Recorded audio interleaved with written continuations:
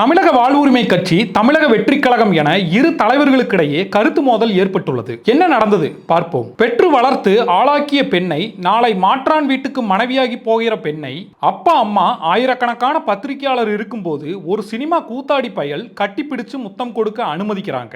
இது என்ன ஈனப்பிறவி? தமிழனுடைய பிறவியா இது? அப்படியே விஜய் அண்ணான்னு சொல்றாங்க. விஜய் நடிப்பதை ரசிங்க, நடிச்சா பாராட்டுங்க, ஆனால் இப்படி செய்யக்கூடாது என்று விஜயை கடுமையாக விமர்சித்து பேசியிருந்தார் தமிழக வாழ்வுரிமை கட்சி தலைவர் வேல்முருகன். இதனால் விஜய் ரசிகர்கள் இணையதளத்தில் வேல்முருகன் மீது கடும் கண்டனங்களை தெரிவித்து வருகின்றனர். தமிழக வெற்றிக் கழகம் சார்பில் நடைபெற்ற கல்வி விருது வழங்கும் விழாவில் தவேக தலைவர் விஜய் மாணவிகளுக்கு பரிசு வழங்கும் போது அரவணைத்து புகைப்படம் எடுத்துக்கொண்டார். இதனை தாக்கி பேசிய வேல்முருகன், விஜய், அஜித், ரஜினி, சரத்குமார், சத்யராஜ் படங்களை பாருங்கள், பாராட்டுங்கள், அதை விட்டு 2 கிராம் தங்கம் கொடுக்கிறார் என்றவுடன் பெண் பிள்ளைகளை அந்த நடிகரின் நிகழ்ச்சிக்கு ஏன் அழைத்து செல்கிறீர்கள்? எப்படி பெற்றோர்கள் இதையெல்லாம் அனுமதிக்கிறீர்கள்?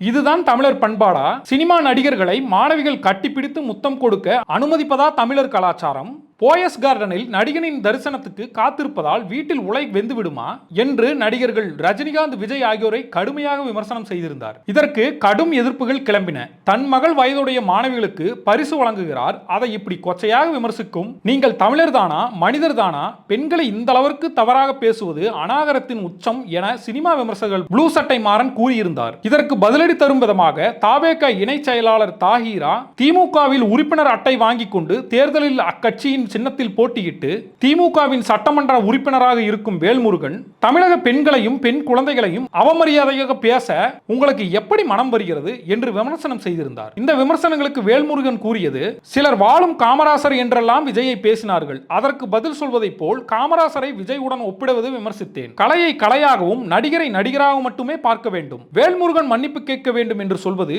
யூடியூப் மூலம் பேச வைப்பதையெல்லாம் நிறுத்திக் கொள்ள வேண்டும். என் கள அனுபவம் 40 ஆண்டு காலம். இவர்கள் நேற்று பெய்த மலையில் இன்று முளைத்த காளான்கள். நான் தவறாக பேசியிருந்தால் பத்திரிகையாளர்களை சந்தித்து விஜய் கேட்க வேண்டும். அதை விடுத்து அஞ்சான் குஞ்சான்களை வைத்து பேச வைப்பது சரியல்ல. இது தமிழர் நாகரிக அரசியலுக்கு அழகல்ல என்று கூறியுள்ளார். விஜயை காமராஜர் என்று கூறியதை நாம் தமிழர் தலைமை ஒருங்கிணைப்பாளர் சீமான், காமராஜர் எப்போது 50 படம் நடித்தார் என்று விமர்சனம் செய்தார். வேல்முருகன் அவர்கள் நடிகர்கள் மீது உள்ள மோகத்தை மாணவர்கள் மேடையில் காட்டுவதை விமர்சித்து பேசினார். 2014 விஜயின் கத்தி படம் வெளியாகவிருந்த சமயத்தில் அந்த படத்தை வெளியிடக்கூடாதென வேல்முருகன் கடுமையாக போராடியிருந்தார். விஜய் கட்சி தொடங்கிய பிறகுமே தவேக, தவாக 2 கட்சிகளுக்குமே ஆங்கிலத்தில் டிவிகே என பயன்படுத்துவதும் அவரை தாக்கி பேச ஒரு காரணமாக இருக்கலாம் என்று கூறுகின்றனர். விஜய் மீது பல விமர்சனங்கள் வந்து கொண்டிருந்தாலும் அவரின் கல்வி ஊக்கத்தொகை அளிப்பது மாணவர்களை உத்வேகப்படுத்தும். அங்கு வந்த மாணவிகளையும் அவர்களின் பெற்றோர்களையும் கொச்சைப்படுத்துவது மிகவும் தவறு என பல்வேறு தரப்பினர் கடும் கண்டனங்களை தெரிவித்து வருகின்றனர்.